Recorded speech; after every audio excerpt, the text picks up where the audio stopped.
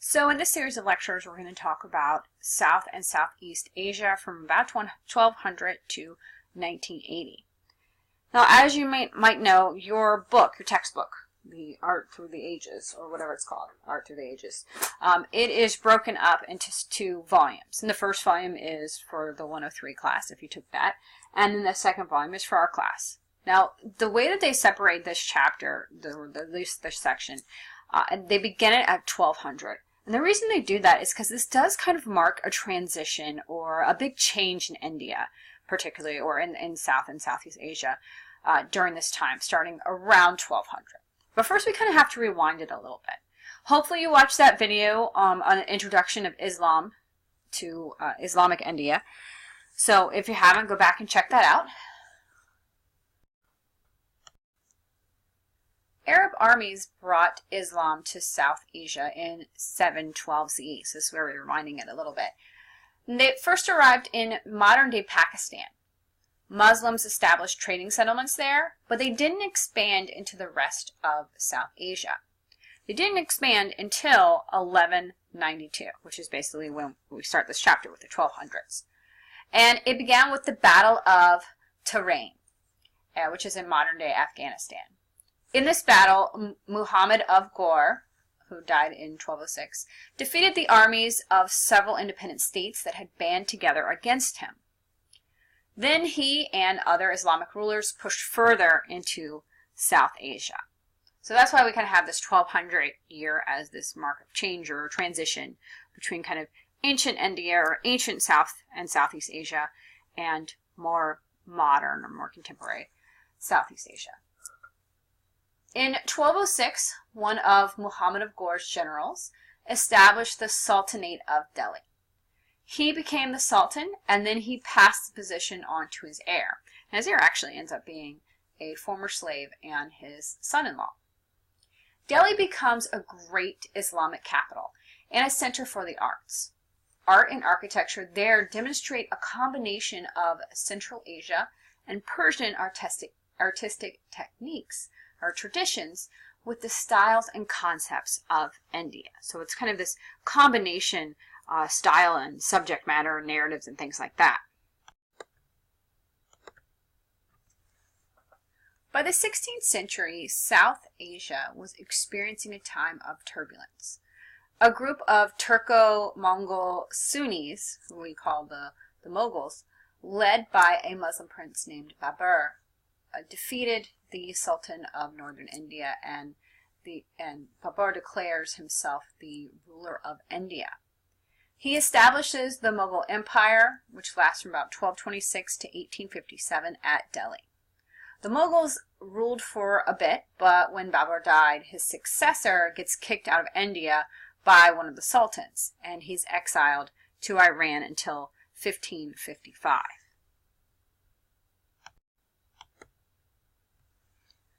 While he's there, he's living in exile here in Iran. He is living at the Safavid court.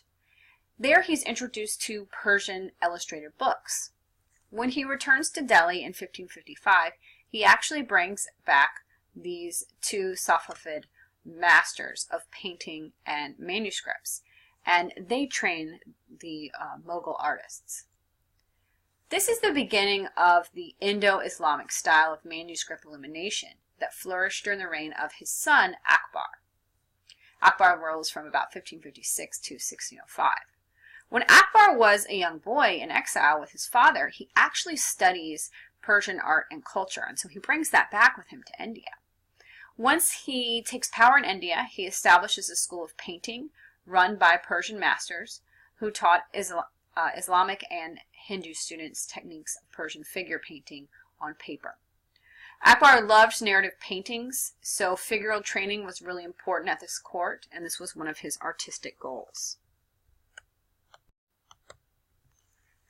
Akbar-era manuscripts also became influenced by illustrated books and engravings brought to India by merchants, diplomats, and Christian missionaries at the end of the 16th century. In 1580, Portuguese Jesuits gave this 8-volume Bible as a gift to Akbar. So that's what we're looking at here, is one of the copies of this Bible. And it was printed in Antwerp. Akbar liked the European style of figures featuring shading, modeling, atmosphere, and linear perspective.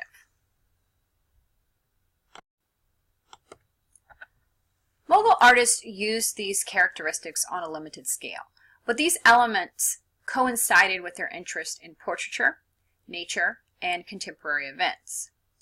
Now, while Akbar did import artists, he also used local artists. Thus, the Mughal style of painting incorporates Persian, Indian, Muslim, and Hindu, and also European influences. Akbar commissioned Abul Fuzli to chronicle his life in the Akbarnama, which is a history of Akbar's reign.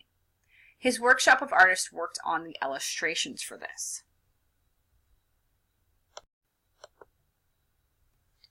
This is an example of one of the pages from the Akbarnama. And this is called Emperor Akbar and the Elephant Hawe. Your book only shows you this part over here, but I brought in both pages so that you can see more what's going on with the story.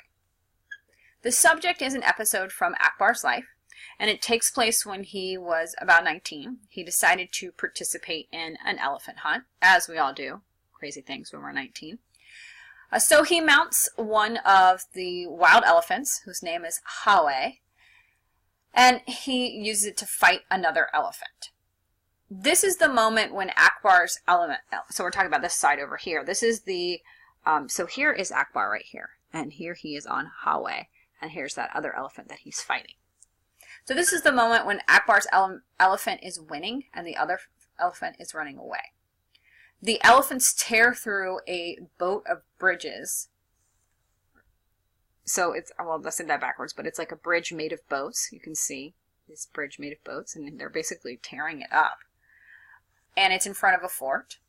Akbar will eventually manage to control his elephant, and the episode serves as a metaphor for Akbar's ability to rule.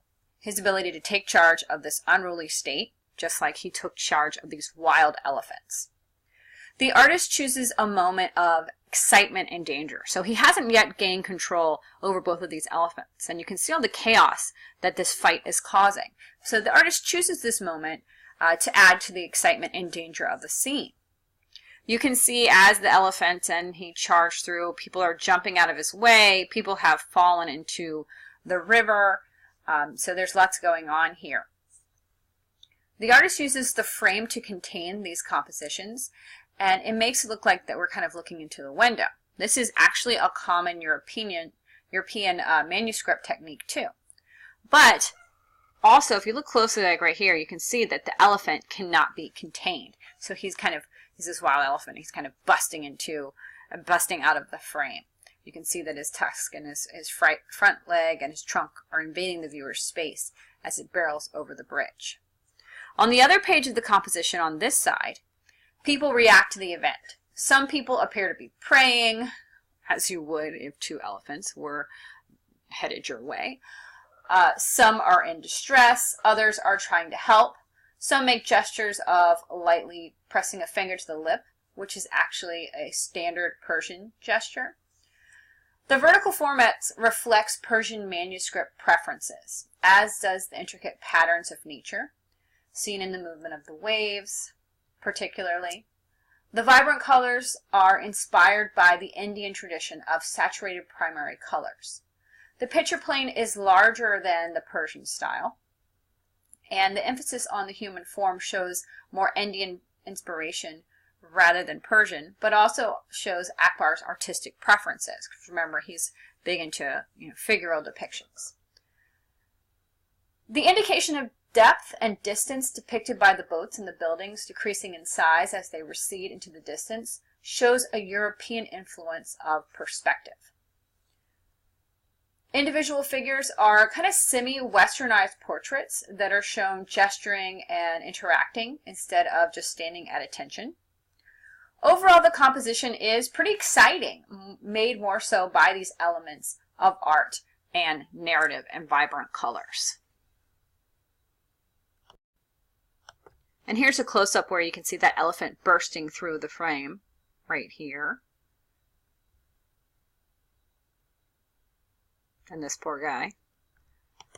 And then here you can see Akbar himself as he gains control of the elephants.